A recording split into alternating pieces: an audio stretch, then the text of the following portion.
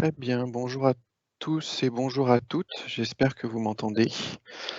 Bienvenue, super, vous m'entendez. Bienvenue pour cet après-midi de clôture de notre semaine du lycée d'Europe. Je vais commencer par le petit message de service habituel en vous demandant, bien entendu, de couper vos micros quand vous n'êtes pas en train d'interagir. Voilà, alors on espère sincèrement que vous avez apprécié, les activités que nous avons pu vous proposer, cette semaine, même si bien sûr, nous aurions tous préféré, nous rencontrer à Strasbourg. Mais comme nous vous l'avons, annoncé, en début de semaine, nous travaillons déjà pour essayer d'organiser, une rencontre à Paris, au printemps. Je ne vais pas parler très longtemps, aujourd'hui, mais je tiens absolument, pour commencer et avant de passer à la suite, à remercier au nom de la direction générale de l'enseignement scolaire du ministère de l'Éducation nationale, monsieur Pierre-François Mourier, qui est directeur général de France Éducation internationale, ainsi que madame Élisabeth Laporte, qui est rectrice de l'Académie de Strasbourg, pour leur soutien, ininterrompu depuis maintenant, plus d'1 an que nous avons commencé à réfléchir au lycée d'Europe. Voilà, pour ce qui est d'aujourd'hui, avant de passer aux restitutions des travaux en atelier par les élèves, nous avons un petit message vidéo à vous diffuser, de la part d'une personne qui, vous allez le voir, s'adresse à vous depuis un endroit un petit peu particulier et donc je laisse le soin à mes collègues, techniques de FEI de lancer la vidéo, voilà.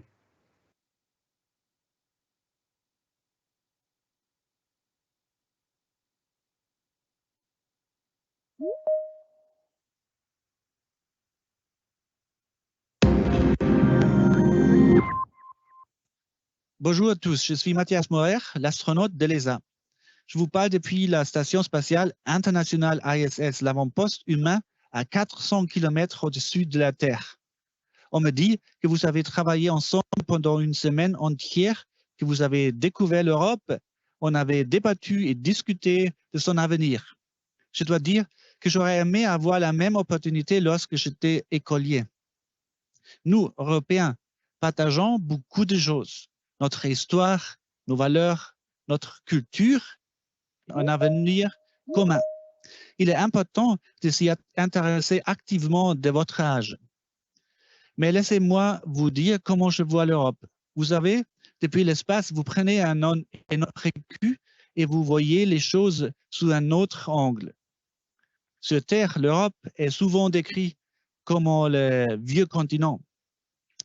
Mais rien n'est plus éloigné de la vérité. L'Europe est un espace de diversité, de connaissances, de sciences et d'innovation. J'ai grandi en même temps que l'Europe se construisait. J'ai étudié dans 4 pays différents, en Allemagne bien sûr, mais aussi en France, à Nancy, pas très loin de Strasbourg, au Royaume-Uni et en Espagne. Je suis la preuve vivante que nous sommes plus forts ensemble. Donc, aucun pays européen n'a la capacité de soutenir seul un programme spatial. L'Union est indépendante de l'Union européenne, mais la plupart des membres de l'Union sont membres de l'ESA. Cela montre que les Européens peuvent réaliser de plus grandes choses ensemble, comme vous l'avez fait cette semaine. Je suis très impatient de connaître le travail que vous avez effectué et je vous souhaite une passionnante dernière journée du lycée d'Europe. Salut de l'espace.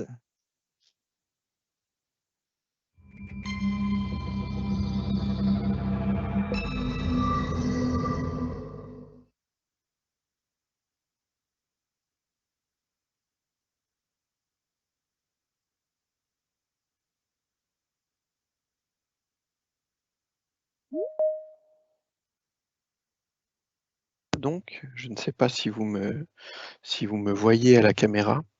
Voilà, c'était, Matthias Maurer, donc astronaute allemand, européen devrais-je dire, qui s'adressait aux participants du lycée d'Europe depuis la Station spatiale internationale. Nous lui adressons, nos remerciements, ainsi qu'à l'Agence spatiale européenne d'avoir réussi à trouver un petit moment dans son agenda très chargé, vous l'imaginez dans l'espace, pour pouvoir enregistrer ce court message. Alors, sans transition, il est maintenant temps d'écouter les élèves et les professeurs nous parler des travaux de cette semaine. J'aurais dû céder la parole à mon collègue Guillaume Jiquel, mais qui vraisemblablement a des petits soucis techniques aujourd'hui, et donc je vais animer moi-même cette séquence.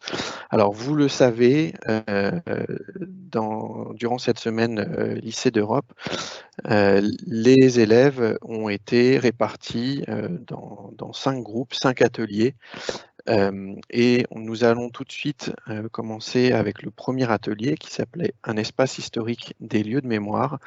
Et je cède donc la parole à Edith Weber, qui était la professeure référente de cet atelier, qui va nous présenter avec ses élèves leurs travaux de la semaine. Edith, c'est à toi.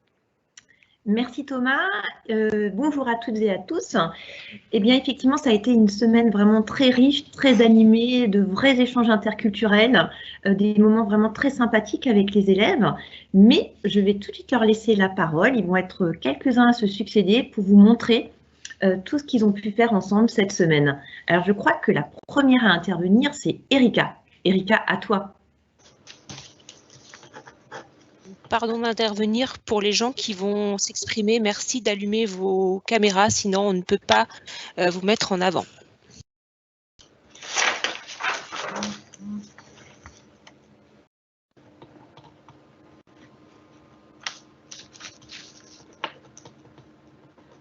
Je pense qu'il a eu un petit problème avec la connexion, car elle m'a demandé de lui renvoyer le lien pour se connecter.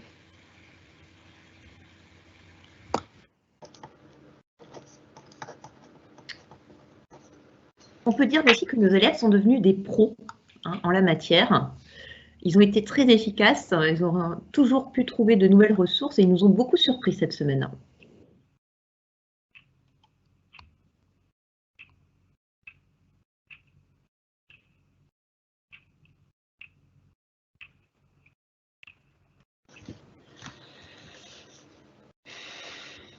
L'élève qui devait présenter les travaux n'est pas là.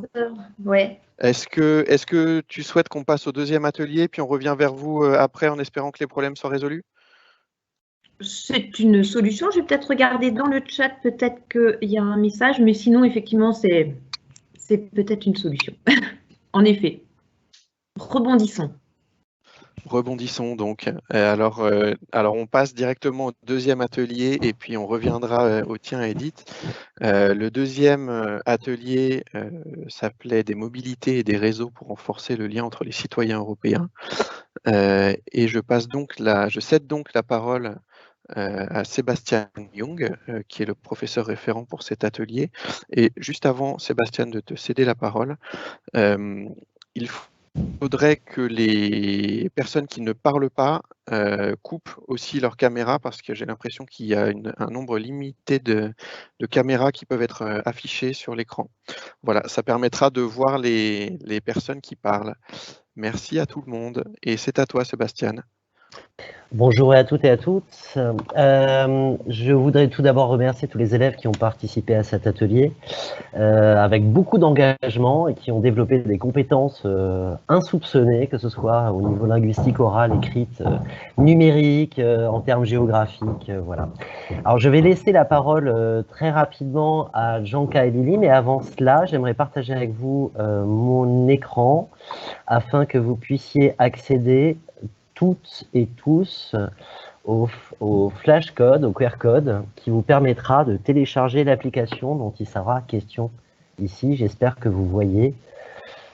Sinon, vous avez le lien que vous pouvez taper dans la barre de navigation de votre téléphone portable. Ça fonctionne sur téléphone portable. Alors, je laisse la parole à Janka et Lily.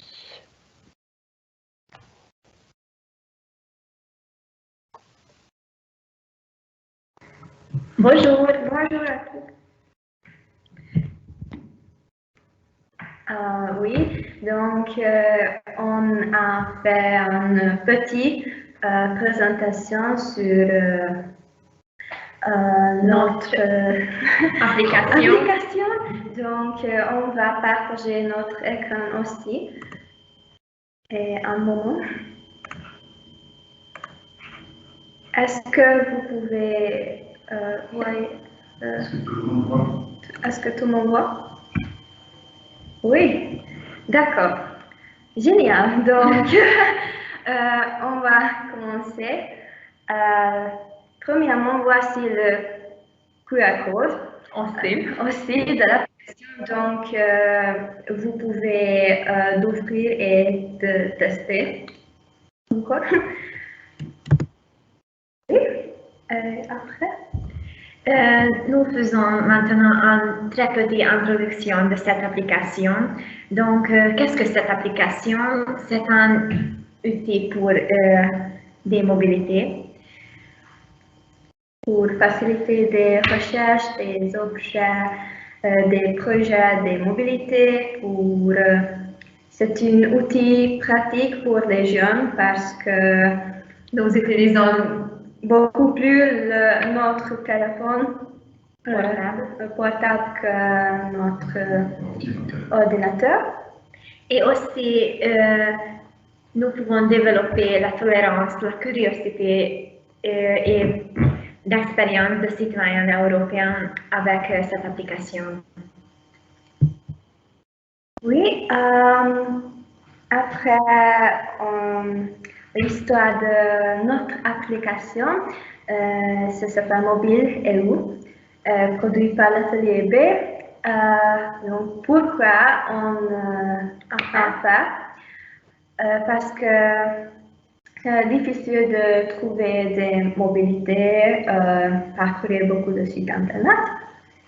Et il y a aussi trop d'informations, donc cette application est une facile solution pour ce problème. La création, nous avons fait cette application avec l'application Glide et remplir un tableau Excel et aussi avec un travail d'équipe très motivé. Voici le résultat. Vous pouvez aussi regarder sur votre téléphone aussi, je pense. Oui, si vous regardez sur l'application, vous pouvez voir un moteur de recherche. Vous pouvez chercher des informations, des mots-clés, par exemple langue, pays, type de mobilité, oui. Et aussi, vous pouvez trouver les conditions pour les mobilités. C'est très important quand nous cherchons quelque chose. Vous pouvez,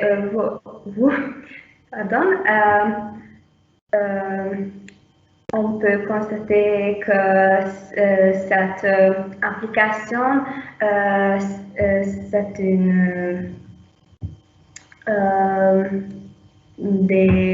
pour les mobilités, donc il y a des explications sur des petits parties. Oui.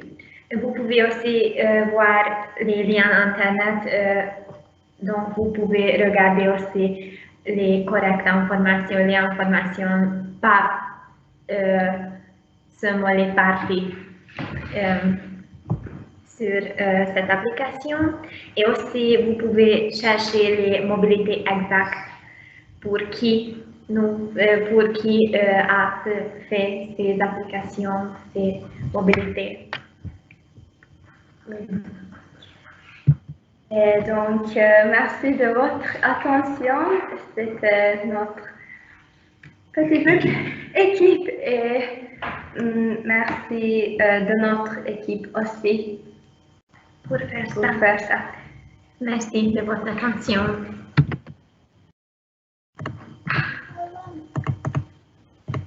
Merci beaucoup pour cette présentation. Alors, il y a peut-être des questions que d'autres ateliers voudraient poser, des élèves ou d'autres personnes présentes sur cette application ou sur le travail mené durant cette semaine.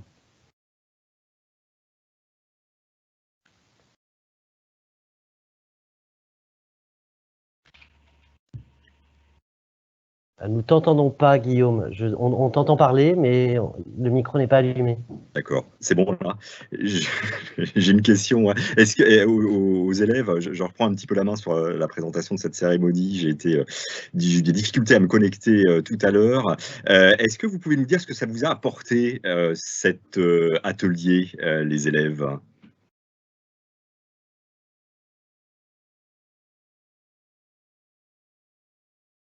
Qu'est-ce que vous en avez retiré? Travail en équipe, bien sûr. Améliorer notre niveau de français. Aussi, nous pouvons chercher les mobilités plus faciles qu'avant, je pense. Oui. Oui. Vous aviez déjà fait et travaillé sur ces applications, sur ce genre d'application? Non, jamais. Et vous pensez qu'elle pourrait évoluer à l'avenir? Est-ce que vous pensez que le travail que vous avez fait pourrait évoluer? Oui, bien sûr. C'est la version alpha, donc on va. Mais nous pensons que cette idée peut développer.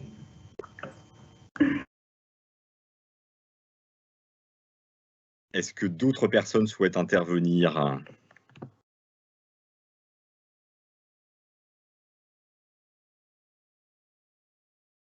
Non? Alors, je vais peut-être redonner la main à Edith et à son atelier dont la présentation n'a pas été complète, si j'ai bien compris ici. Tout à fait, effectivement. Erika avait eu des difficultés de connexion. Alors maintenant, toute la question est, est-ce que Erika est parvenue à se connecter pour nous présenter donc l'atelier dans sa globalité? Erika, est-ce que tu es parmi nous? Non, elle n'est pas là encore. On essaye de faire quelque chose pour réussir de commencer. Mais... Bon, eh bien, rebondissons une fois encore et passons à l'atelier 3. Qu'en pensez-vous?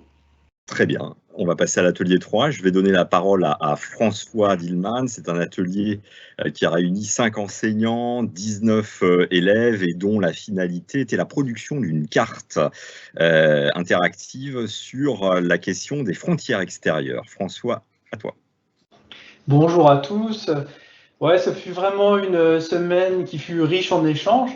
Alors, on a travaillé à 3 professeurs avec Mathilde et Pascal et nous avons pu discuter avec les élèves avec des spécialistes reconnus sur cette question des frontières, mais également avec des hommes politiques engagés, et ce fut vraiment très intéressant parce que cette question des frontières est vraiment un sujet brûlant.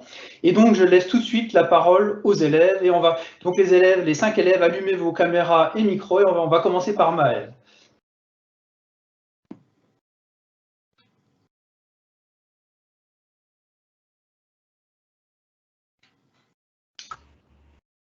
Tu peux y aller, Maëlle. Hein.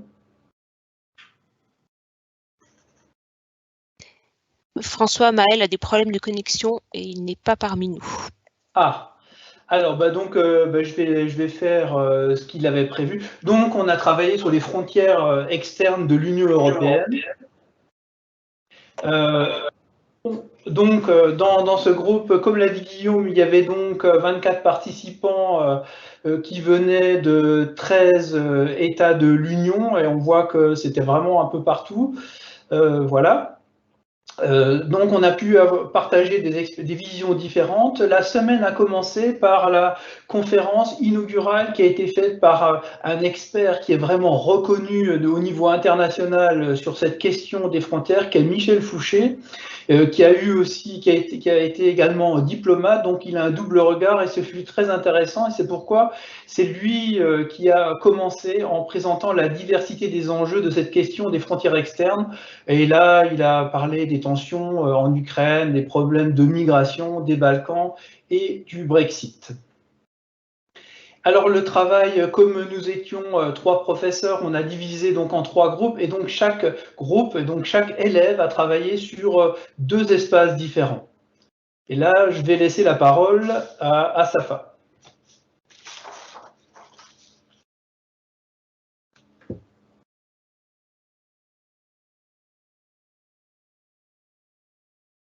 Est-ce que Safa est là ?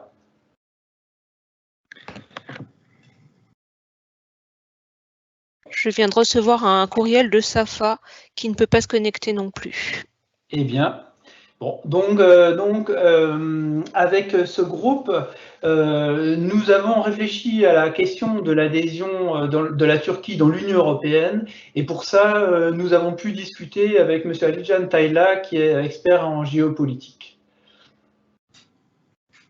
Et donc ensuite, nous avons retrouvé M. Michel Fouché dans un atelier qui portait sur les forces centrifuges qui existent en Europe, avec 2 exemples.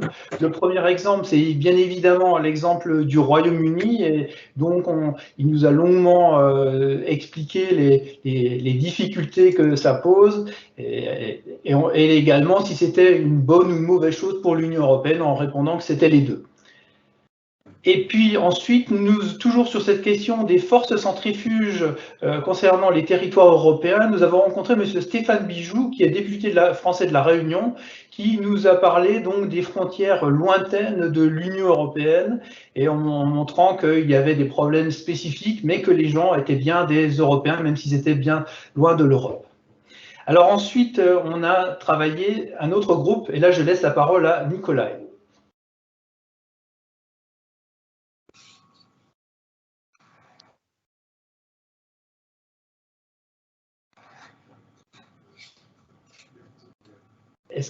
Isabelle, est-ce que Nicolas est connecté?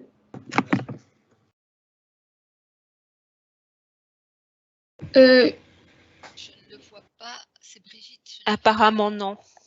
Du coup, on a trouvé le problème, pour Nicolas, c'était le même problème que pour Erika. Ils n'arrivent pas d'être participants, ils sont seulement, ils vont un live, ils ne sont pas des participants à la réunion. D'accord, ils suivent mais ils ne peuvent pas parler. D'accord. Alors donc dans ce deuxième groupe, ces élèves ont travaillé sur les problématiques dans l'Est de l'Europe en réfléchissant surtout à la question de l'Ukraine et de la Biélorussie, et deux députés européens donc avaient répondu à leur demande, Madame Fabienne Keller et Monsieur Bernard Guetta. Et toujours ce groupe a travaillé avec Pascal Orcet, qui est expert en géopolitique, sur la question des ZEE, et ça évidemment à l'échelle proche des côtes de l'Europe continentale, mais également portant également sur les ZEE dans les territoires ultra-périphériques. Alors bonjour, vous m'entendez? Oui, c'est bon, Vlad. Bonjour, je m'appelle Vlad, j'ai 17 ans, je représente la Roumanie et je suis élève au lycée École centrale de Bucarest en classe scientifique bilingue français. Je vais vous présenter très brièvement les thématiques que nous avons étudiées cette semaine. Mardi, nous avons étudié les Balkans, la tension Bosnie-Herzégovine, frontière avec la Croatie et le Kosovo, avec l'intervention de Madame Jeldiana Zovko, eurodéputée croate.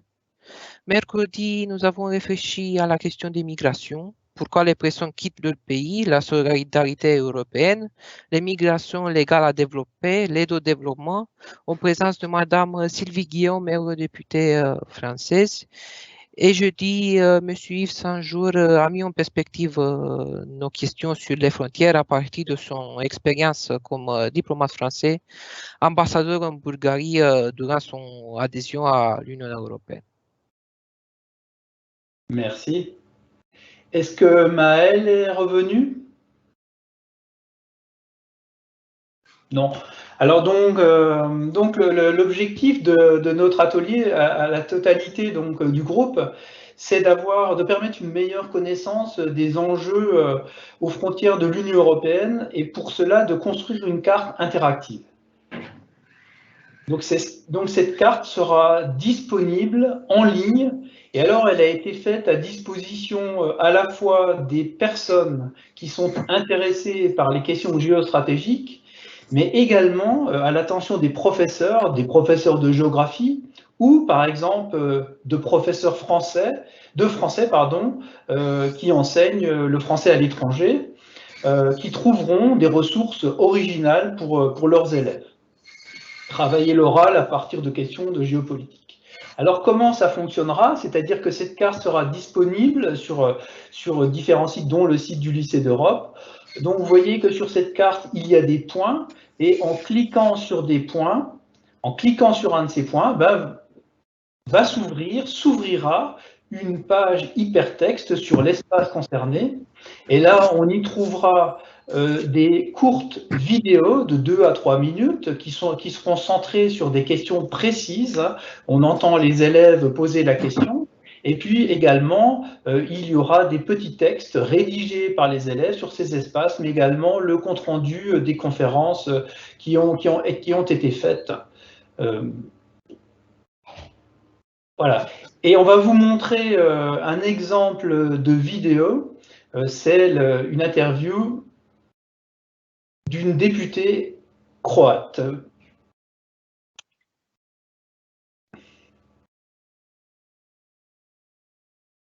Donc cette interview a été faite dans le cadre du travail sur les Balkans. Est-ce que vous le voyez bien? Pour le moment, on ne voit rien. Oui. Moi, je ne vois rien. Là, ça semble... Vous l'avez. C'est bon. C'est bon? Il y a le son? Oui. Ma question, c'est dernièrement, Milorad Dodik, il a annoncé que il serait prêt à créer des institutions parallèles, comme une armée parallèle. Pourquoi l'Union européenne reste muette face à ça, alors que celle qui est censée prendre le relais des États-Unis après les accords qu'il y a eu? Parce que les gens, ils décident par les accords, par les compromis.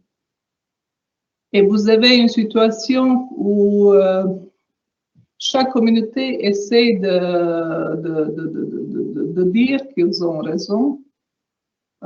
Et comme Milorad Dodik, il était un politicien qui était nommé par la communauté internationale au moment où le parti très radical SDS qui a créé Republika Srpska. Il ne voulait pas ni coopérer, ni parler, ni faire aucune concession avec la communauté internationale. Voilà, au terme donc après avoir travaillé avec ces experts et ces hommes politiques, en fait, nous avons eu la chance de discuter avec M. Saint-Jour, qui est ambassadeur, et donc qui nous a permis d'avoir un échange à propos de ce qu'il avait vu en Bulgarie, au Brésil, sur les problématiques sur lesquelles les élèves avaient travaillé. Alors maintenant, je vais laisser la parole à Guillaume pour qu'on puisse échanger.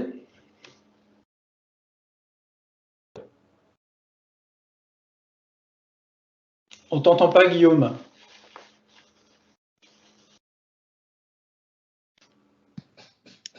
C'est bon. Merci, ouais, François. Bon. Je voulais demander à Vlad et à d'autres élèves s'ils sont connectés ce que l'atelier leur avait apporté. Tu as évoqué des moments assez forts avec Yves Saint-Jour. Il y en a probablement eu d'autres dans l'atelier. Donc, si vous voulez vous exprimer, les élèves, sur ce que cet atelier vous a apporté. Oui, bien sûr, vous m'entendez? Oui, allez-y, Vlad. D'accord. Donc, c'était un moment très intéressant avec M. Saint-Jour. Il a parlé des problèmes que lui et de son expérience qu'il avait comme ambassadeur de la Bulgarie. Et c'est très intéressant de voir aussi que mon collègue qui est de Bulgarie, mon camarade de groupe, il avait à dire au sujet des problèmes que M. Saint-Jour a abordés.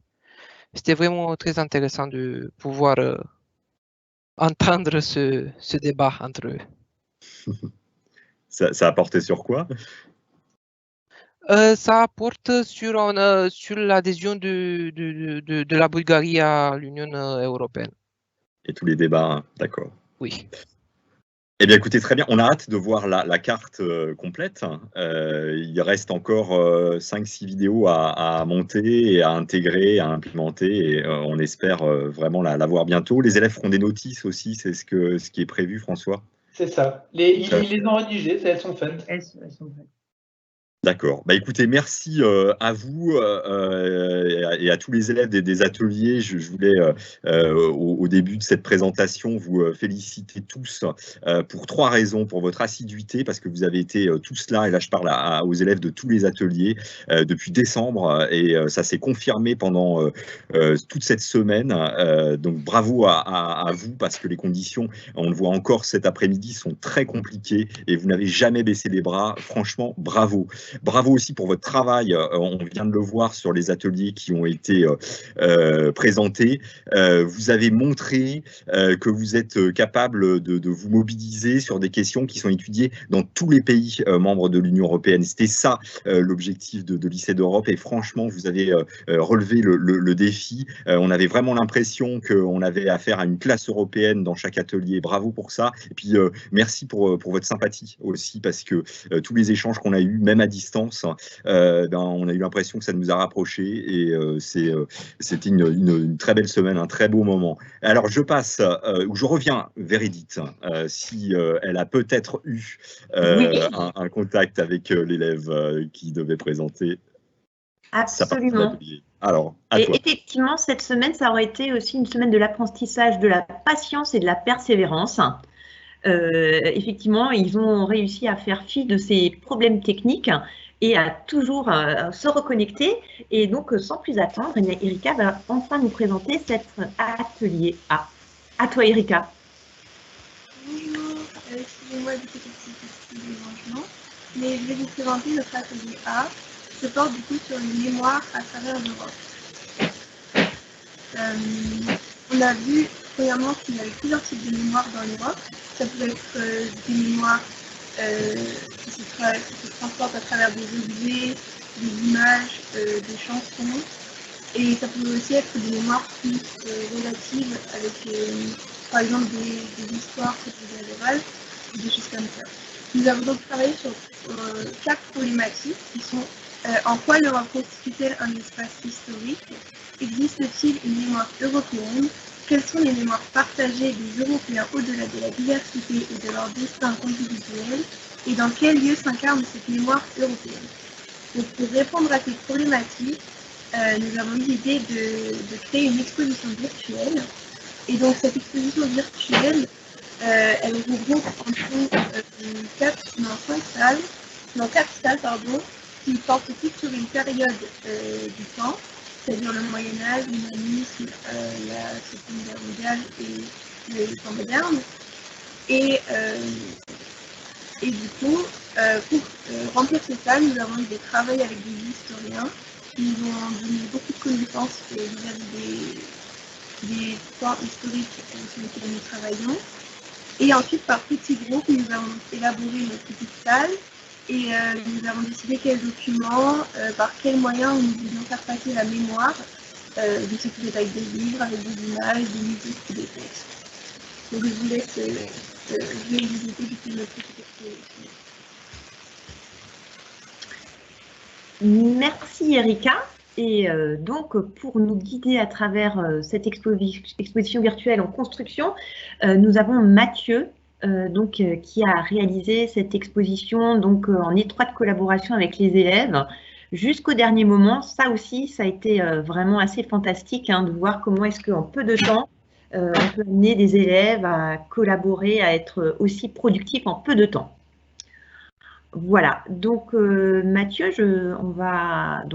ici on est dans l'Atrium, qui permet d'introduire effectivement l'exposition virtuelle, de reposer le cadre, la problématique aussi, ainsi que de montrer aussi, de l'autre côté, on a une carte interactive qui montre effectivement l'origine aussi géographique des élèves, qui était européen au sens stricto sensu, mais aussi, comme vous pouvez le voir, les petites épingles montrent qu'on a aussi eu la chance dans cet atelier d'avoir des élèves venus des territoires ultramarins. Voilà, eh bien on va rentrer dans la première salle, et pour cette première salle, nous avons 2 guides. Il s'agit de Victoria et de Julie. À vous.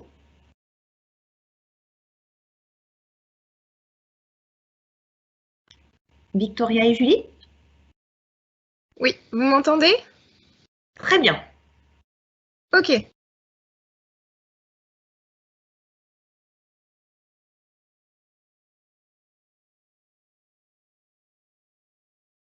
Tu y vas quand tu veux, hein, Victoria. Oui, vous m'entendez? Oui, oui, vas-y. Ok, bon, bah, je me lance alors. Donc dans cette première salle, elle est dédiée à l'essor des villes au Moyen-Âge. Donc le Moyen-Âge, c'est une période de progrès en termes d'économie, avec le développement du commerce, en termes de politique, avec l'affirmation de la bourgeoisie, de l'architecture, bien évidemment, avec tout ce qui est cathédrale et le phénomène des cathédrales gothiques qui se sont fortement imposés. Et, la culture avec l'apparition des premières universités. Et je vais laisser la parole à Julie pour continuer.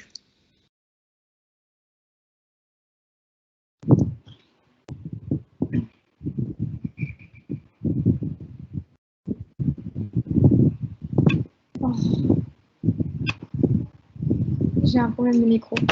Ah. Ça.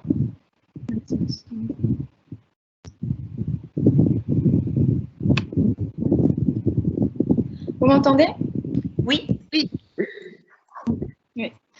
Alors, comme l'a dit Victoria, la période du Moyen-Âge est marquée par beaucoup de progrès, dont l'essor des universités, donc culturelles cette fois, à travers toute l'Europe.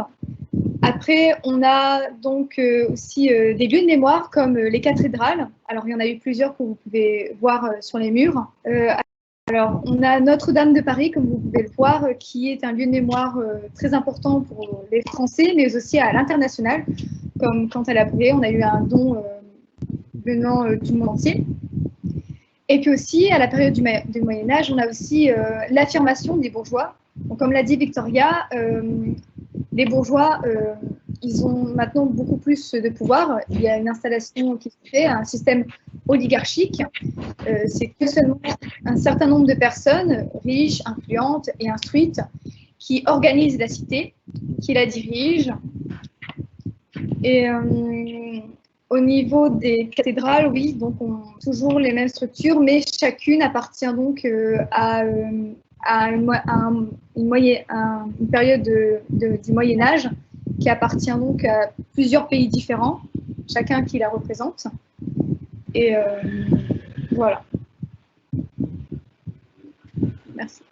Merci Julie. On va glisser vers la salle 2.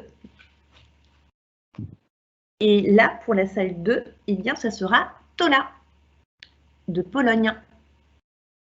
Oui, bonjour. Alors, dans ma groupe, on a travaillé, tous les 5 filles, on a travaillé sur l'humanisme. Je pense qu'on tous sait ce que c'est, mais je vais le remarquer encore une fois, que c'est un mouvement littéraire et artistique né en Italie au XVIe siècle avec le poète Pétrarque, qui se propage ensuite à l'ensemble de l'Europe, notamment grâce à l'invention de l'imprimerie par Gutenberg. Alors, c'était l'invention le plus important de Renaissance. Vraiment, c'est pourquoi la transition entre le Moyen-Âge et la Renaissance était faite par l'invention de l'imprimerie. Alors, justement, avec tout cela, on pourrait plus propager la science et tout le livre.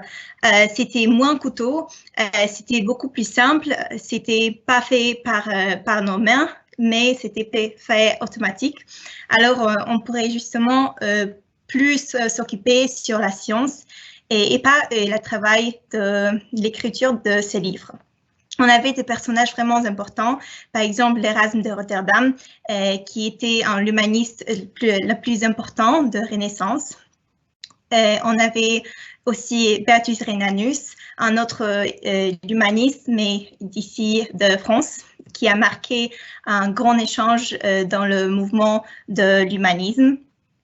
En Pologne, il y avait de différents personnages. Le plus important, c'était Jan Kochanowski, qui était un poète le plus connu. Je peux vous jurer qu'en Pologne, on parle de Jan Kochanowski presque chaque jour. Et on avait aussi un grand remarquage sur la science. Alors, c'était Mikołaj Kopernik qui a dit que ce n'était pas la Terre qui était au centre du soleil, de notre monde, mais c'était plutôt le soleil. Alors, c'était une grande invention qui n'était pas prise sérieusement au premier, mais après, deux autres scientifiques comme Galilée ont travaillé sur cela et ont remarqué que, oui, au fait, Copernic, c'était vrai.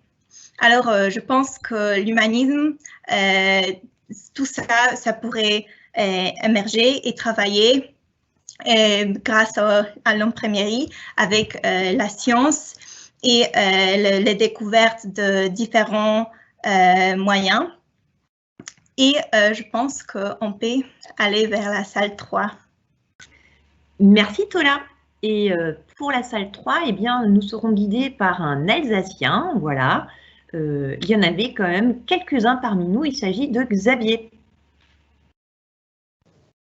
Oui, bonjour. Donc du coup, moi, je vais vous présenter la salle numéro 3 qui porte sur le sujet des siècles des catastrophes. Alors dans le couloir, là, vous pouvez voir qu'on a voulu commencer par une petite transition en faisant une petite parenthèse sur la Première et la Deuxième Guerre mondiale pour rappeler les faits historiques et pour ensuite pouvoir entrer dans la salle principale en parlant des camps de concentration, plus notamment celui du Struthof, un cas qu'on a étudié du coup pendant la semaine. Donc voilà, et de comprendre en fait comment les camps de concentration et d'extermination représentent aujourd'hui une mémoire européenne. Voilà.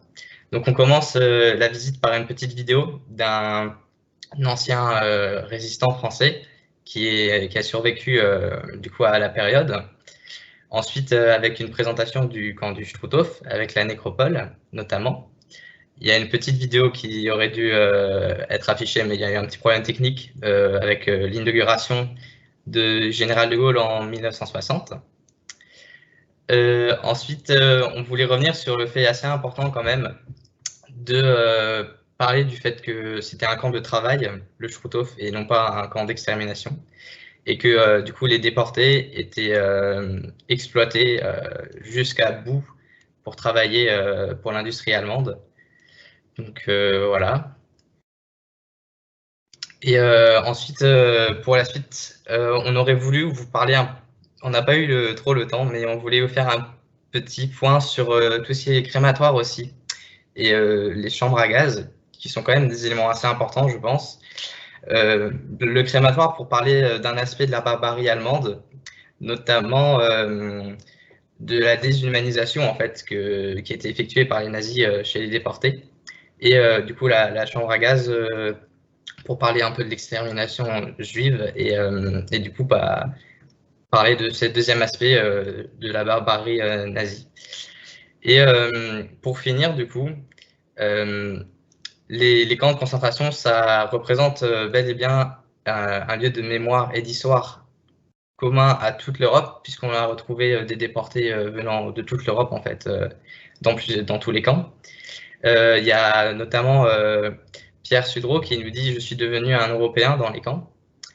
Et du coup, ouais, cette histoire des catastrophes, elle a permis de construire l'Europe sur une volonté de ne plus revivre les événements passés. Et on a déjà pu voir quelques commémorations, pardon, mais pas encore européennes avec tous les pays européens. Donc, je vais laisser la parole à Simao pour vous parler maintenant de la construction européenne. Merci Xavier.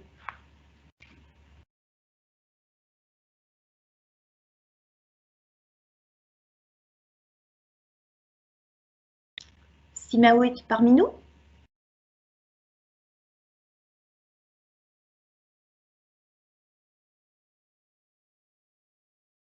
Alors, Simao.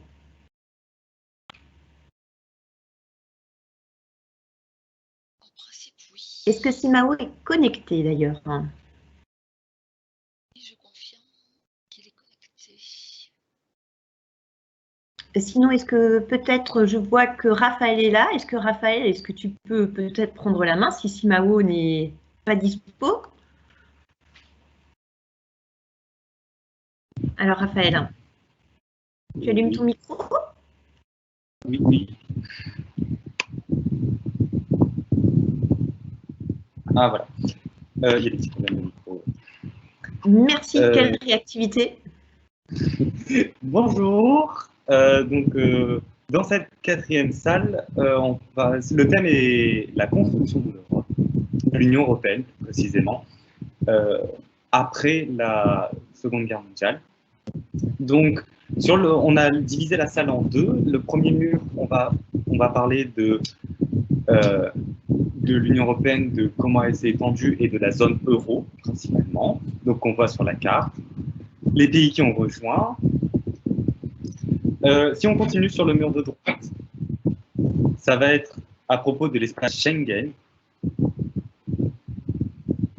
Et à la fin du mur, on a représenté les mots qu'on a trouvés dans les ateliers qui nous faisaient penser à l'Union européenne. Et qu'est-ce que c'était l'Europe pour nous, avec un nuage de mots.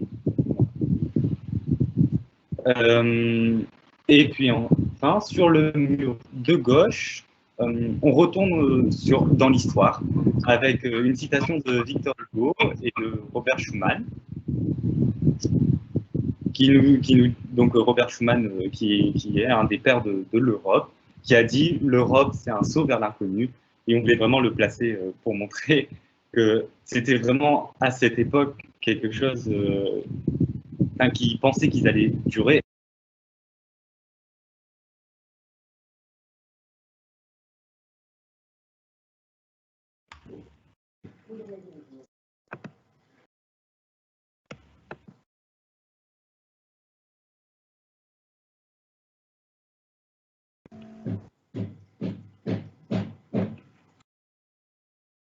Je crois qu'on n'entend plus Raphaël, si? En tout cas, Raphaël a bien montré, et je pense que ça peut être aussi une phrase pour conclure cette exposition, que des lieux de mémoire, ce n'est pas forcément que des bâtiments. Les lieux de mémoire, ça peut être idéal aussi, hein, et effectivement des personnages, des citations, de la musique. Là aussi, ce sont des lieux de mémoire qui rapprochent donc à travers le continent. Merci beaucoup.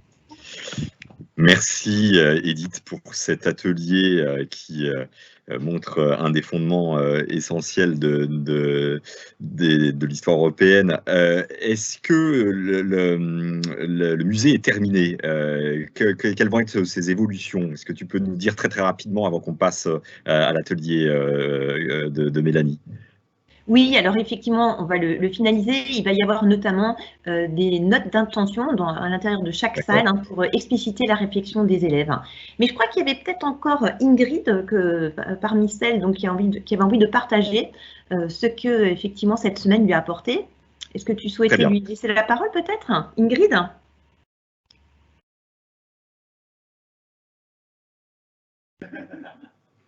Ingrid?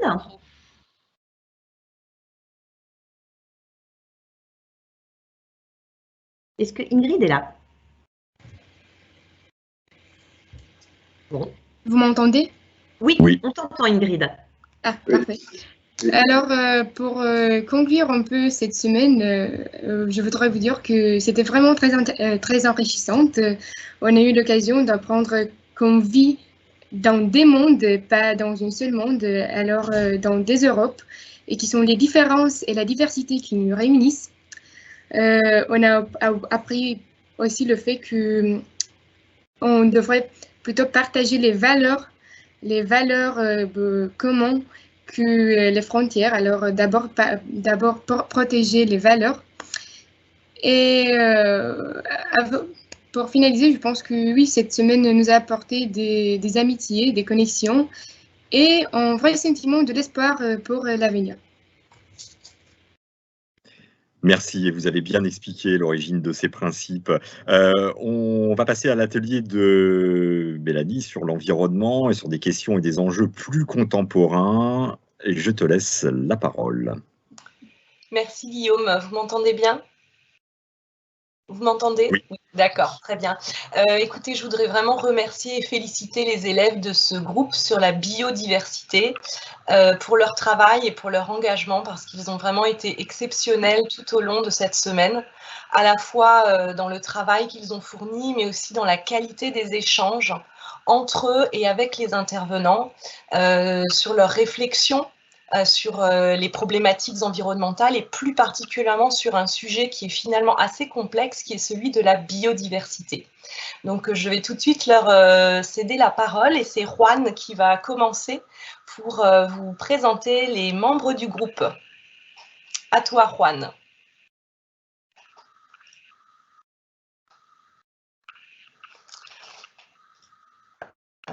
Oui, bonjour. Je suis en train d'essayer de mettre la caméra. On va le faire.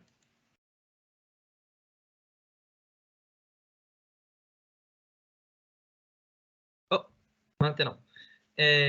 Alors, bonjour à tous et à toutes. Tout d'abord, annoncer qu'il y a des élèves de notre atelier qui n'arrivent pas encore à se connecter, mais on va essayer de continuer. Alors, bonjour, je m'appelle Juan Carlos.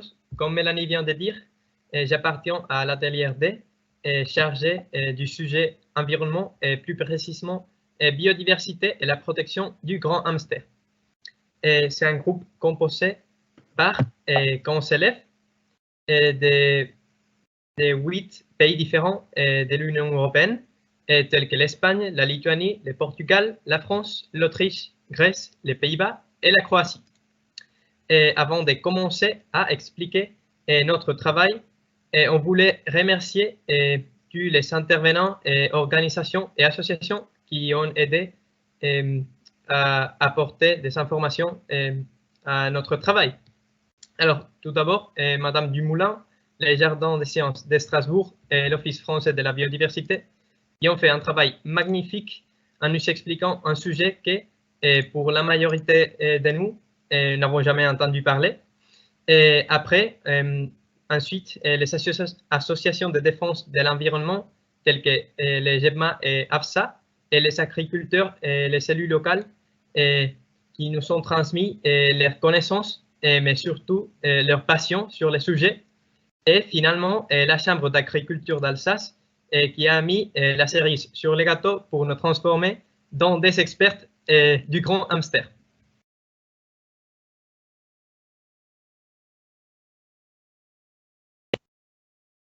Alors, est-ce que Iliana est parmi nous?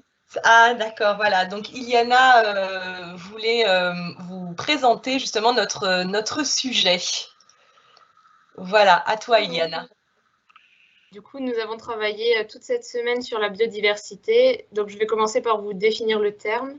La biodiversité désigne l'ensemble des milieux naturels et des formes de vie, plantes, animaux, champignons, bactéries et leurs interactions.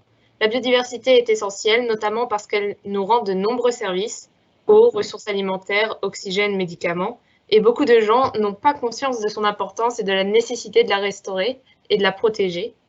On a vu que c'était l'une des premières choses sur laquelle on peut voir les effets du changement climatique et donc de nos actions humaines, qu'elle est au centre de tout, elle nous entoure, elle est partout, et que donc du coup, pour répondre aux enjeux environnementaux, donc au réchauffement climatique, etc., la préserver, c'était essentiel, parce qu'en préservant la biodiversité, on préserve tous les autres domaines. Pour travailler sur la biodiversité, on a travaillé plus particulièrement sur un cas particulier, justement, qui est le cas du grand hamster. Et je vais laisser ma camarade vous présenter le grand hamster. Raquel, est-ce que tu es là? Oui, je te laisse la parole. Bon, je m'appelle Raquel, je suis représentante de l'Espagne et je vais vous parler brièvement de l'espèce sur laquelle nous nous sommes centrés cette semaine. Les grands hamsters. Bon, notamment, on l'a choisi parce qu'il s'agit d'une espèce parapluie. Cela veut dire qu'en la protégeant, on protège de façon indirecte beaucoup d'autres espèces. Et alors, lorsqu'il y a une initiative de protéger une espèce, cela va toucher sûrement une espèce parapluie. De plus, avant, les hamsters étaient conçus comme une menace et on essayait de l'éliminer. Et maintenant, on la protège et on essaie de garantir sa sauvegarde. Alors, cette espèce illustre très bien la prise de conscience qui existe en rapport à la protection de la biodiversité et l'environnement. Je laisse la parole à mon... Oui, merci à Léonie. Est-ce que Léonie est parmi nous pour expliquer comment nous avons travaillé? Oui, Léonie, à toi. Vous m'entendez? Alors oui, effectivement, notre travail s'est principalement basé sur des conférences et des échanges que nous avons eus avec plusieurs intervenants et dont Juan a déjà commencé à parler. Donc il s'agissait de spécialistes, je pense notamment à Madame Dumoulin qui faisait partie du Conseil général de l'environnement et du développement durable. On avait également des agriculteurs de plusieurs générations ou encore des élus locaux comme par exemple le maire d'une petite commune. Mais aussi, les échanges, on les a eus entre nous au sein du groupe et c'est donc ces deux types d'échanges qui nous ont permis de construire une carte mentale synthétique du thème de la biodiversité parce que vous l'aurez compris, la biodiversité c'est un terme très large. Il a donc fallu regrouper toutes nos idées et donc cette carte mentale, elle nous a fortement aidé pour construire notre projet final qui est donc une résolution. Et effectivement, cette résolution, elle est destinée principalement aux jeunes qui font partie de l'Union européenne. Alors peut-être on peut dire que la première difficulté qu'on a eue avec cette résolution, c'est qu'on a eu souvent tendance à vouloir davantage s'adresser à des adultes et notamment à des politiciens, alors que l'enjeu de cette résolution, et vous le verrez plus tard, c'est vraiment de s'adresser à des jeunes pour véhiculer nos idées, avec nos propres mots de jeunes, à d'autres jeunes. Et donc, leur véhiculer cette idée que même en étant jeune, on peut faire quelque chose pour la biodiversité. On peut s'engager pour la biodiversité. Cette résolution, elle s'organise donc autour de 18 clauses. Et à chaque fois, on a mis en avant un constat actuel sur l'état de la biodiversité. Et on a proposé une solution pour répondre à ce constat. Et vous allez donc le voir, au sein de cette résolution, il y a 3 catégories qui émergent.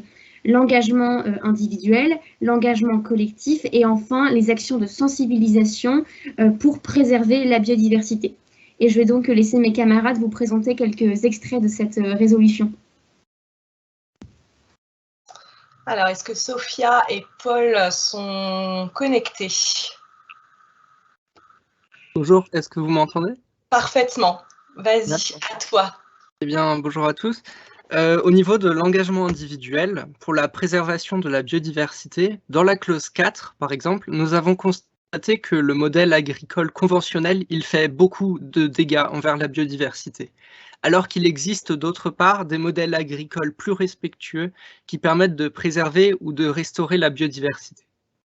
Pour citer certains de ces modèles, nous avons l'agriculture biologique, l'agroforesterie et encore l'agriculture de conservation. Nous demandons donc, d'un autre point de vue, de soutenir les agriculteurs qui s'engagent et appliquent des mesures agro-environnementales et climatiques et de faire attention aux produits que l'on achète. Et surtout de leur provenance.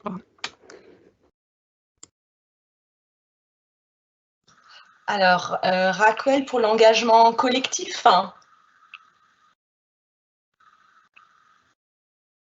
Oui. Vas-y.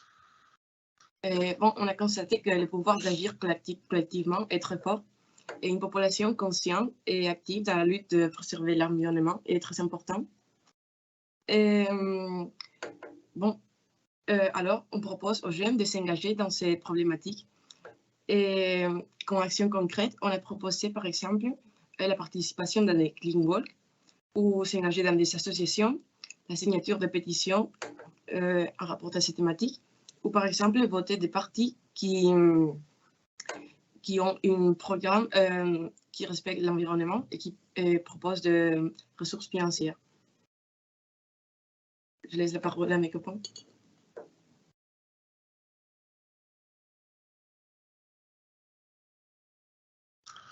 Merci Raquel. Anna pour la sensibilisation. Est-ce que tu es là, Anna?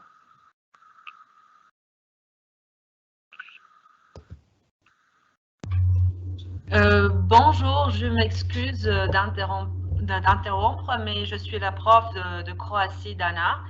Et elle vient de me dire qu'elle n'arrive pas à se connecter et ça dure déjà un certain moment. D'accord, merci. Si vous voulez, je peux essayer de prendre... Je n'ai même pas le temps de demander, c'est pour vous montrer la réactivité des élèves de zone. Vas-y, Liana.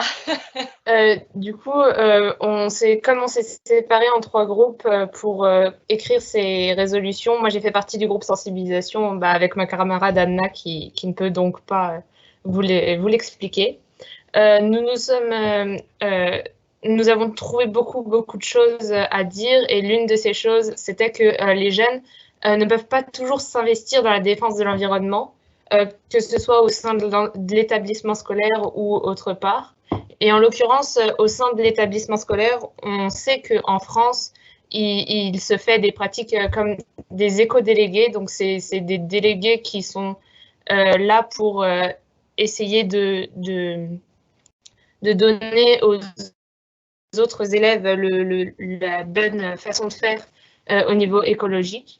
Sauf que nous avons constaté que ces éco-délégués n'existent pas dans les autres pays d'Europe et que ça manque parce qu'on trouverait ça intéressant que les élèves puissent justement participer activement dans la lutte contre le réchauffement climatique.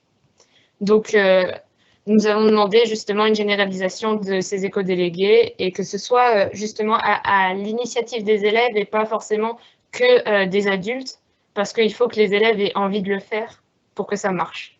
Ensuite, on a aussi constaté qu'on ne parlait pas du tout des métiers liés à l'environnement, ou très peu dans tout ce qui est conseil d'orientation. Donc, nous pensons que c'est important aujourd'hui d'en parler et de les faire connaître parce qu'il y en a de plus en plus et qui sont de plus en plus importants au niveau de l'Europe. Donc, nous avons demandé à mettre plus en avant ces métiers par n'importe quel biais, en fait. Merci, Iliana, pour cette présentation au pied levé.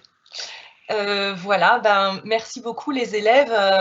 Guillaume, je peux la poser la question, mais j'aimerais que vous nous disiez un peu ce que vous a apporté cet atelier sur la biodiversité et quels ont été les moments forts pour vous.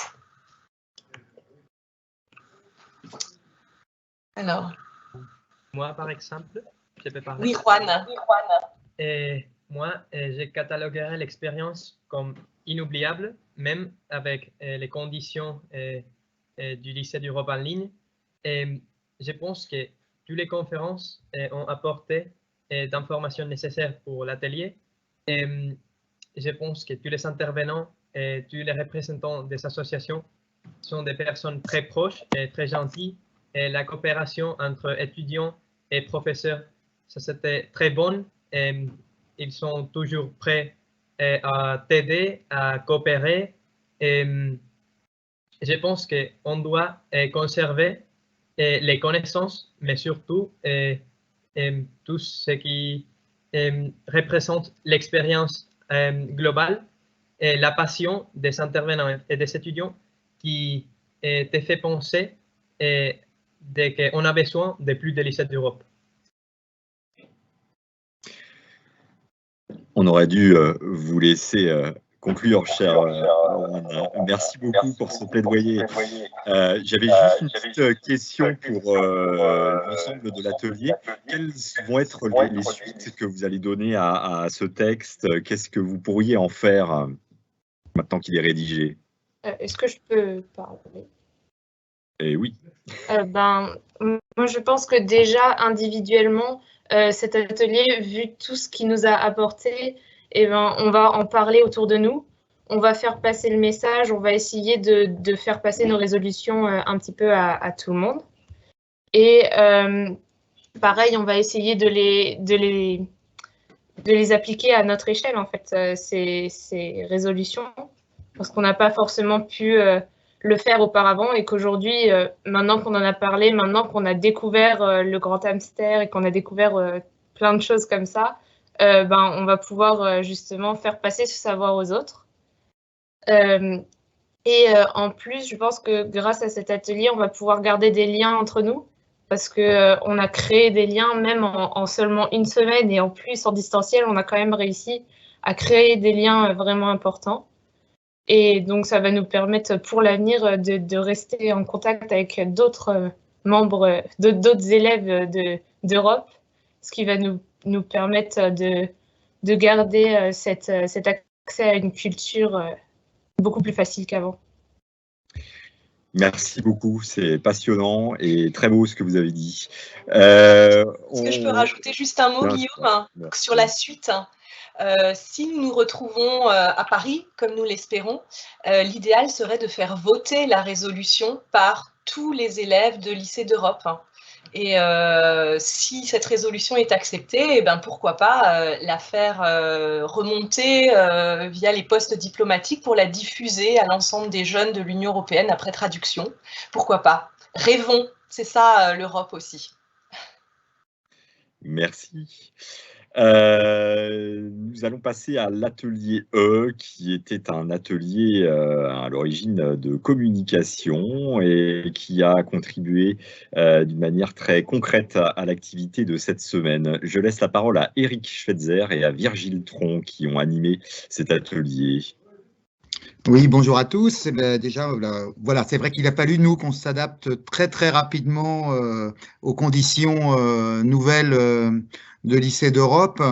Et je dois dire que moi, j'ai été absolument émerveillé, enfin, vraiment admiratif de la façon dont les élèves ont réagi et se sont adaptés à ces conditions, parce que faire du journalisme, enfin de la communication à distance, c'est quand même vraiment pas très simple.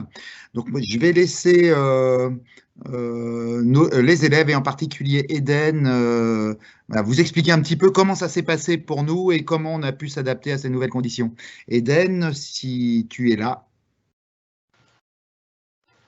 Je me semblais l'avoir vu.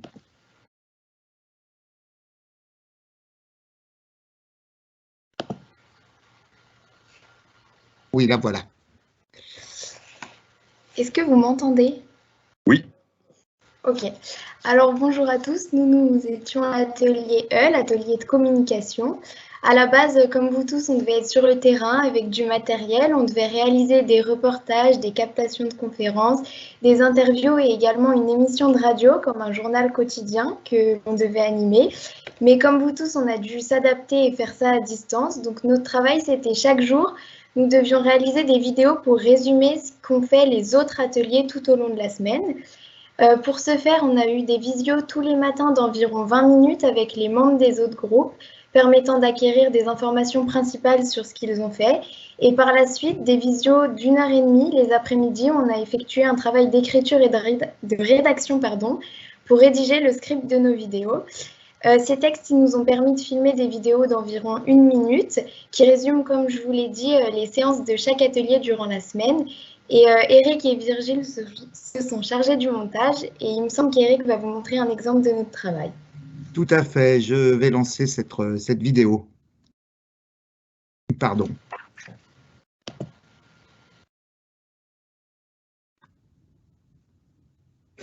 Voilà, vous devez voir mon écran normalement. Juste le son. Ah, vous n'avez pas l'écran? Non. Je relance, pardon. Tout va bien, Eric, tout va bien, on a le son et l'image. Ah, bon, vous aviez l'image alors. Alors, je recommence. Excusez-moi. Je relance.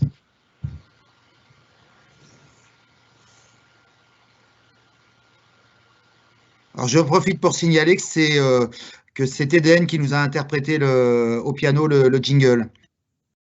Enfin, la musique générique.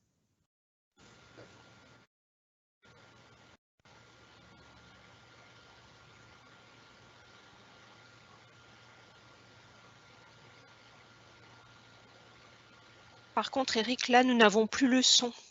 Oh, on va y arriver. Excusez-moi.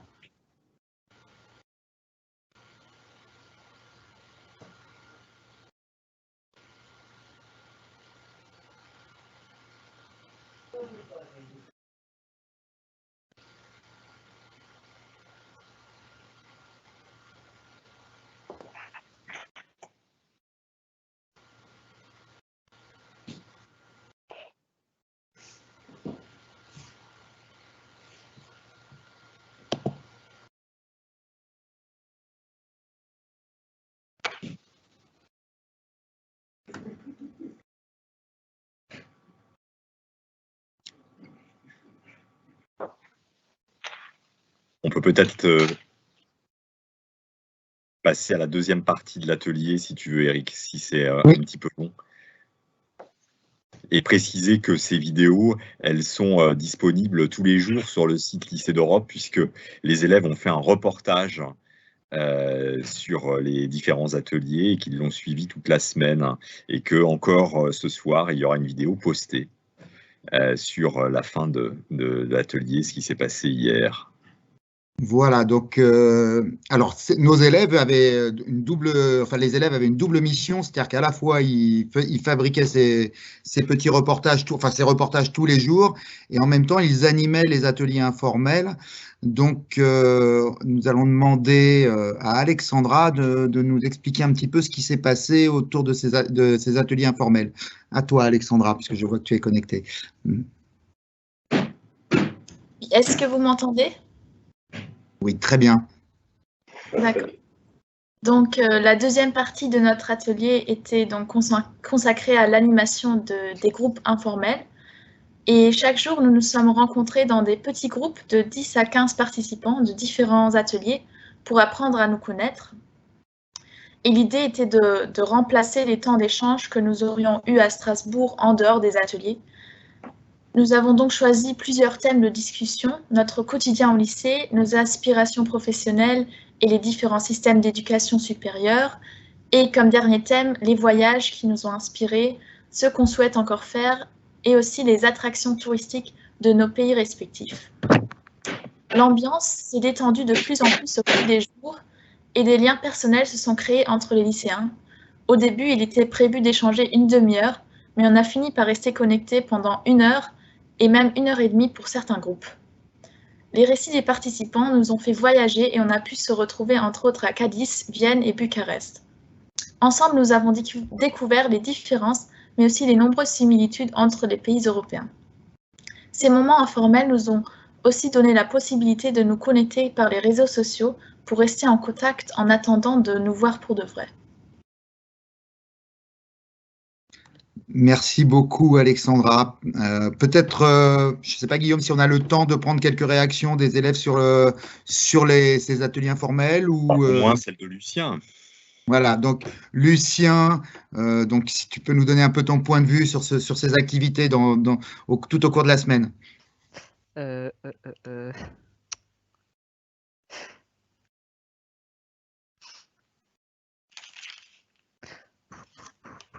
Est-ce que vous m'entendez? Oui. D'accord. Moi, je trouvais que c'était très agréable de pouvoir discuter avec des élèves européens tout au long de la semaine. Comme l'a dit Alexandra, c'est vrai qu'au début, l'ambiance, elle était un petit peu tendue. Et puis, au fur et à mesure, les élèves, ils ont appris à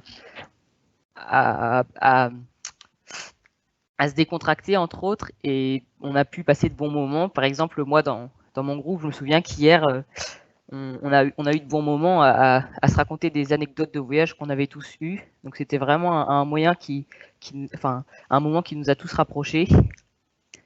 Et donc, je vais passer à ma conclusion. Donc, comme vous le savez, nous sommes les chargés de communication dans l'atelier E.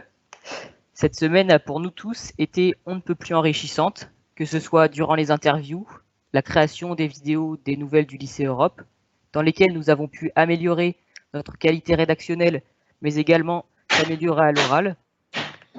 En ce qui concerne les ateliers informels, ils nous ont également été profitables à tous. On a pu découvrir plus en profondeur d'autres cultures, d'autres personnes. On s'est même à distance rapprochés. De plus, on a eu une réelle expérience d'animation à distance. Pour finir, je tenais à remercier les personnes qui nous ont accompagnés tout au long de la semaine. Donc, je pense notamment à Eric et Virgile qui nous ont suivis pour la création des vidéos et aussi également Guillaume et Eric pour l'accompagnement durant les discussions informelles. Donc, un grand merci à vous. Guillaume et Christophe. Voilà. Merci beaucoup. On va passer peut-être juste un petit mot de Virgile éventuellement si Virgile est là. Alors, je viens d'avoir Virgile par message et il n'arrive pas à se connecter. Alors, je vais laisser la parole maintenant à Monsieur Jonas Serrin, inspecteur général, qui a depuis le début accompagné le projet et notamment dans sa partie formation. Donc, si vous pouvez nous donner, nous dire en quelques mots ce qui s'est passé sur 2 demi-journées avec les enseignants et si les enseignants européens qui nous ont suivis toute la semaine et depuis plusieurs mois maintenant veulent aussi s'exprimer, bien ils le pourront après cette présentation. Monsieur Hérin, à vous. Merci beaucoup Guillaume.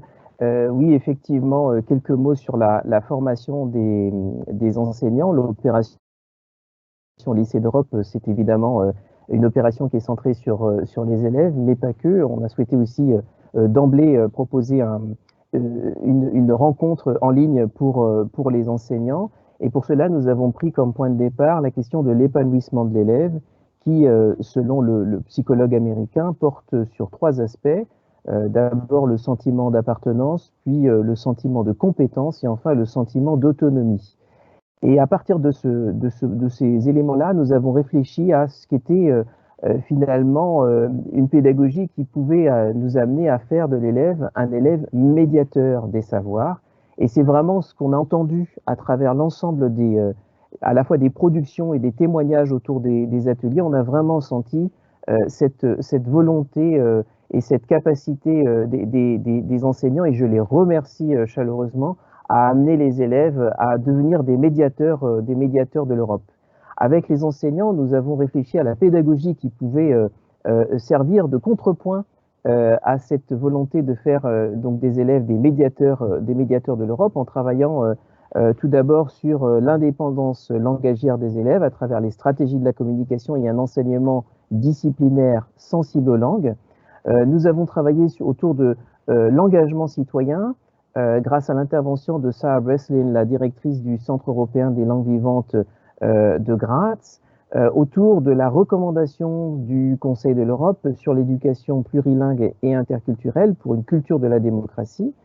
Nous avons eu la chance de bénéficier d'un atelier, j'allais dire, assez concret et innovant, porté par Sandrine Eschenauer, qui est professeure à l'Université d'Aix-Marseille, et Isabella Kaiser, qui est une artiste comédienne et qui travaille en lien avec des chercheurs, dont Sandrine Eschenauer, pour une prise en compte des élèves et de toute la personne de l'élève par une approche énactive et des ateliers performatifs.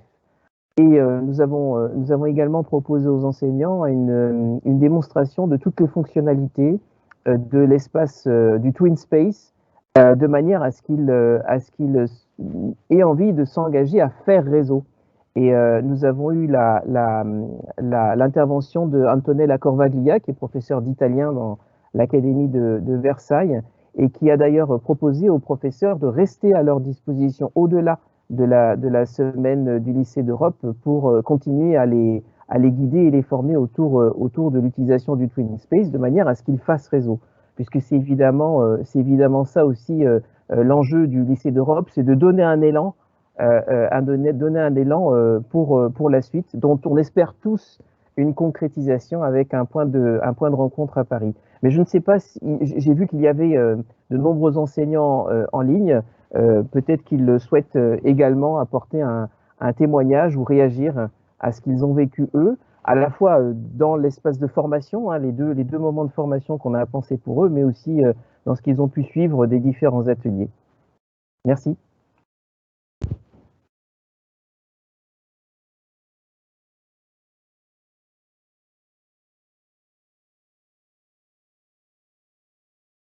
Est-ce que quelqu'un veut s'exprimer? Oui, moi je veux bien prendre la parole parce que j'ai participé aux ateliers donc, qui étaient destinés aux enseignants et j'ai trouvé ça formidable d'avoir...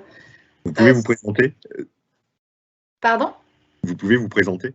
Ah, pardon. Alors moi je suis Annelise Barrière, donc je suis à Berlin. Voilà. Très bien. Et je suis professeure d'histoire-géographie, donc pour moi c'était particulièrement intéressant parce que je ne suis pas professeure de langue. Et on a eu des focus sur le plurilinguisme que j'utilise bien sûr, mais j'ai eu une perspective dont j'avais pas trop conscience. Donc c'était pour moi doublement intéressant, je crois, d'avoir ces temps de formation. Et surtout, on a eu des activités très très diverses, c'est-à-dire on a eu des parties théoriques, mais on a eu aussi des parties très interactives. On a travaillé avec une professeure de théâtre, donc c'était vraiment extrêmement varié, divers. Et puis j'ai trouvé ça aussi très intéressant qu'on puisse retourner après hier avec les lycéens et avoir ces temps d'échange dans nos ateliers. Donc c'était vraiment un programme parfait.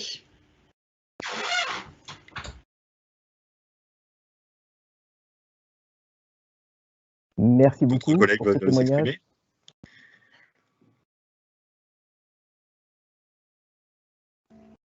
Bonjour, je m'appelle Sylvia Sabicka, je suis polonaise et je participais donc moi aussi à des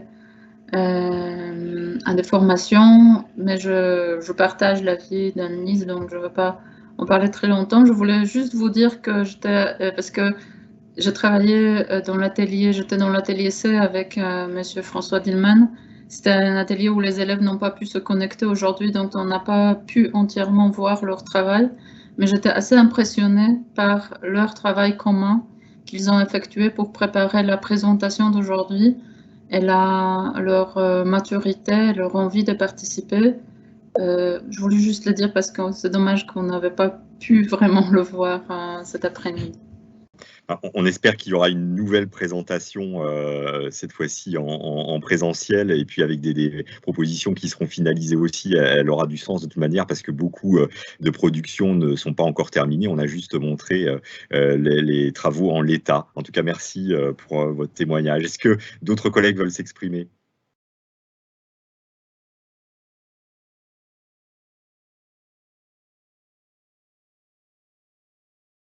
Non.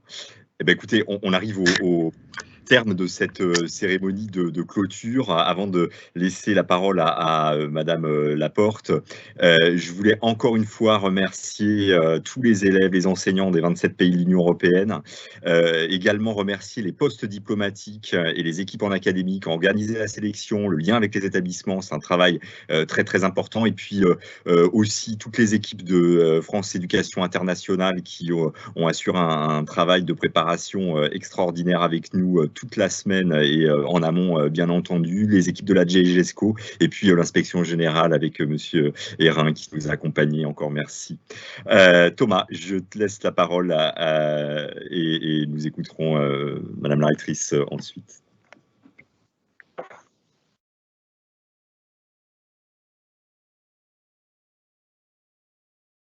Thomas.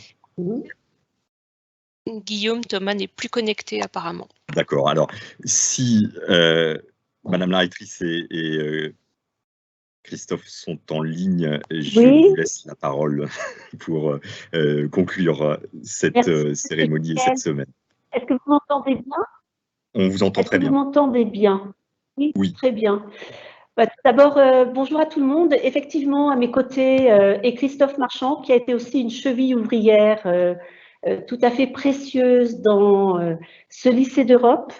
Peut-être vous dire au préalable combien je suis impressionnée par ce que je viens d'entendre et de voir tout à l'heure, à travers les productions, les interventions des lycéens, des animateurs des ateliers, et j'aurai l'occasion d'y revenir. En tout cas, nous arrivons au terme d'une semaine qui a été dense, qui a été intense même, et nous constatons tous la très grande capacité d'adaptation des élèves, de leurs professeurs et des organisateurs aussi pour que cet événement ait pu avoir lieu. C'est peut-être ça aussi l'Europe, la volonté d'être ensemble, d'échanger, de faire Europe. En tout cas, c'est une volonté plus forte que les difficultés et les entraves. Nous en avons eu un bel exemple. Et l'Union européenne, nous le voyons tous les jours, c'est un projet qui est toujours en chantier, qui s'adapte aux réalités du monde et qui s'épanouit par la volonté commune de se rassembler. En tout cas, c'est une volonté plus forte que tout ce qui peut diviser. Je voudrais vous remercier tous, les uns et les autres. D'abord, les organisateurs, les intervenants de la DGESCO, et également, je vois M. Mourier, France Éducation Internationale, qui, tout le monde a été aux manettes. Bien sûr, les professeurs qui ont encadré les ateliers, l'inspection générale, et je salue tout particulièrement Jonas aujourd'hui, les postes diplomatiques. Donc, vous tous qui avez déployé une ingénierie remarquable, absolument exceptionnelle quand même. Il y a un mois, nous savions vraiment ce que nous allions faire. Et voilà aujourd'hui le résultat. En tout cas, tout le monde a déployé une créativité absolument exceptionnelle pour que l'événement puisse avoir lieu. Intervenants extérieurs, on a entendu parler du grand hamster et des intervenants sur la biodiversité, les conférenciers, les experts, les élus, les partenaires associatifs, culturels. Nous voyons bien que toutes ces personnes, avec leur expertise, leurs compétences, ont permis que l'événement ait lieu. En tout cas, et avant de revenir sur les ateliers, vous l'avez tous dit, mais ce que les témoignages des élèves nous apportent, c'est quand même beaucoup d'optimisme, beaucoup d'espérance sur la jeunesse d'Europe aujourd'hui, sur ce que cette jeunesse va construire pour poursuivre la construction européenne. Quelqu'un a dit que qu'il fallait rêver. Bien oui, nous avons là tous les ingrédients pour que le rêve devienne réalité. Donc, merci beaucoup aux élèves, à tous les élèves, pour leur présence, pour leur implication sans faille, leur assiduité, leur pugnacité et leur investissement. Nous avons vu la restitution des ateliers. Je tiens à souligner, en tant que linguiste, également la forte impression qu'ils ont produit en prenant la parole en français, en s'exprimant en français, alors que maternelle. Donc, bravo à eux. Pour revenir sur les ateliers et sur les productions, par exemple l'atelier A et le musée virtuel des mémoires d'Europe, il a bien souligné, cet atelier, les enjeux fondamentaux, les enjeux mémoriels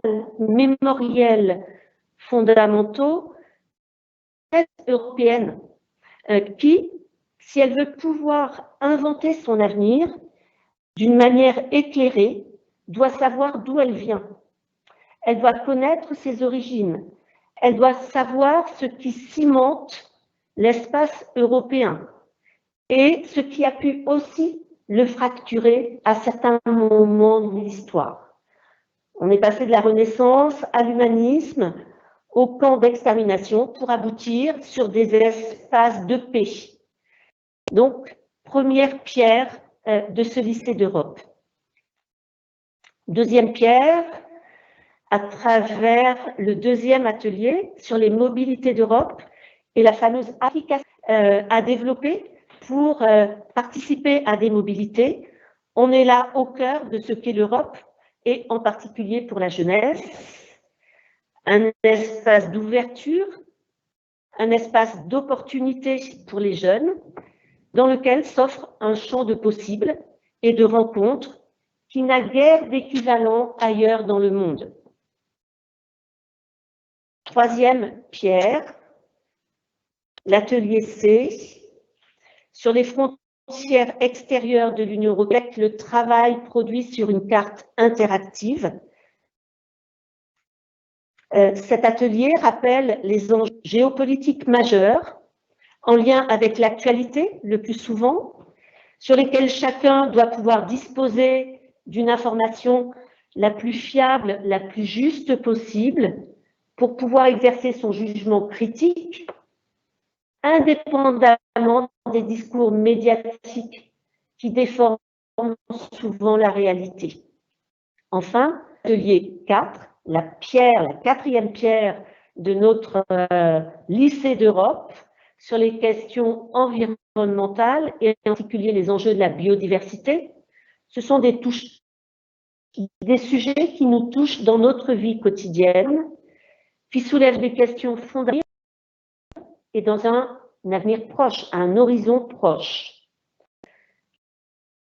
Les élèves ont pu délibérer, ont pu position, ont pu écrire des résolutions pour agir, pour que cela débouche l'action collective et éclairée. En tout cas, c'est la nécessaire prise de conscience qu'entre Européens, l'engagement, les institutions politiques peuvent conduire à des actions qui ont des effets concrets sur nos vies et dans les aspects les plus quotidiens. Et enfin, le dernier atelier, qui est le non le plus superficiel, c'est sans doute l'atelier essentiel qui a permis de créer du lien entre les élèves, entre les sujets, entre les thématiques, entre tous. Le rôle important dans le lycée d'Europe, car il s'agissait de créer du collectif avant tout, alors que l'événement se tenait à distance. Les élèves sont parvenus à relever le défi. Bravo à eux, bravo aux techniciens de France Éducation Internationale qui ont passé vraiment beaucoup de temps sur ce plan de la technicité. En tout cas, ce lycée d'Europe a été un vrai temps de rencontre entre Européens et vous avez tous réussi à en faire un moment privilégié pour des échanges interculturels qui sont au cœur de notre projet. En tout cas, Jonas Hérin l'a souligné, ce sont greffées des formations pour les professeurs, pour les animateurs, et ce livre a été une pierre apportée à la construction de l'Europe de l'éducation, qui prend tout son sens à l'heure où l'éducation est un rempart pour la défense des valeurs démocratiques auxquelles la Union européenne est si attachée. Et à un moment où nous voyons bien que ce rempart démocratique peut flancher, céder à tout moment. Donc, ce lycée d'Europe a été un temps important qui doit bien évidemment se poursuivre et qui doit trouver des prolongements. Vous les avez évoqués. Cette semaine n'est pas une fin en soi. Les contacts noués doivent se poursuivre à tous les niveaux, tant au niveau des adultes qu'au niveau des jeunes. Le travail engagé a vocation à être finalisé et je suis personnellement très impatiente de voir autant la carte interactive que le musée virtuel qui m'ont beaucoup impressionnée. Les nombreuses ressources doivent maintenant pouvoir être partagées. Elles doivent devenir des vraies ressources pédagogiques partagées au niveau de cet espace européen d'éducation. Et avec vous tous, je formule le vœu que l'idée du lycée d'Europe se poursuive, soit reconduite dans les années prochaines, dans les années futures, et que le lycée d'Europe s'installe dans la durée comme un rendez-vous périodique, incontournable pour la jeunesse et pour le monde de l'éducation au sein de l'Union européenne. Voilà le vœu le plus cher que je formule et je suis sûre que vous le partagez avec moi. Et je tiens à vous remercier tous, chacun en vos grades et qualités, comme on dit couramment, les jeunes, sans lesquels il n'y aurait pas eu ce lycée d'Europe. Merci à vous tous et à très bientôt.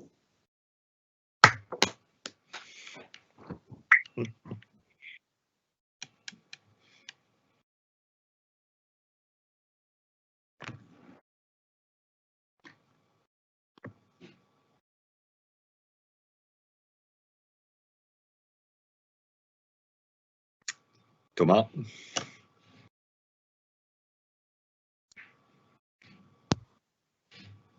Je ne sais pas si on m'entend. Non. Si. On t'entend. Alléluia, c'est un petit peu compliqué. Voilà, merci beaucoup, Madame la rectrice, pour ces mots et de nous avoir montré à quel point les travaux des élèves étaient importants. On arrive à la fin de cette cérémonie de clôture. Je vous présente au nom de nous tous des excuses pour les problèmes techniques de cet après-midi. Voilà, on voit que même après 2 ans de pandémie, l'outil technique nous fait parfois un petit peu défaut. Mais j'ai l'impression que le principal du message a été entendu. De toute façon, cette conférence a été enregistrée et donc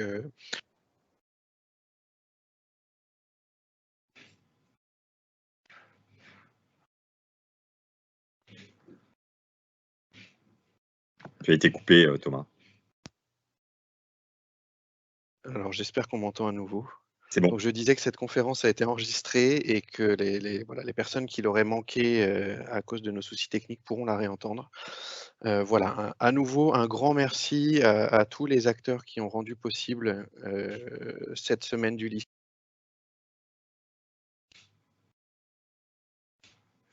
Tu es à nouveau coupé.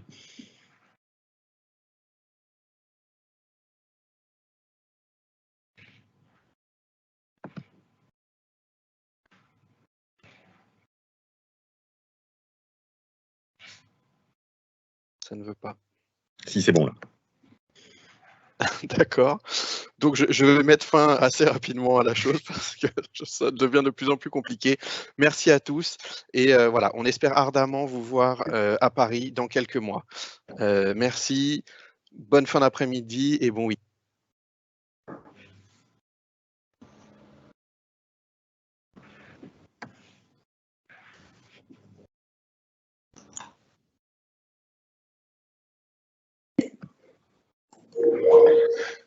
Merci, au revoir. Merci, au revoir. Merci, au revoir, bonne journée. Merci beaucoup, au revoir et à bientôt à Paris. Merci beaucoup, à bientôt.